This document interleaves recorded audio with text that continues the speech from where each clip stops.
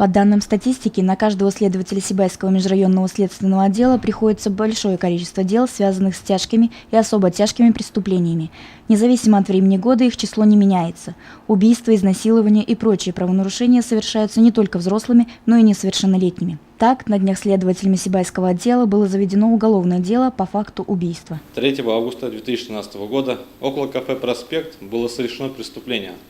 В ходе предварительного следствия установлено, что ночью около 23 часов на улице произошла ссора между двумя мужчинами среднего возраста. На почве личных неприязненных отношений один из них нанес заранее принесенным с собой ножом 2 колото-резанные раны другому мужчине.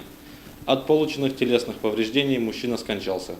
Сибайским межрайонным следственным отделом проводится предварительное следствие по признакам преступления, предусмотренного частью 1 статьи 105 Уголовного кодекса Российской Федерации «Убийство». За данное преступление предусмотрено наказание в виде лишения свободы на срок от 6 до 15 лет с ограничением свободы на срок до 2 лет, либо без такового.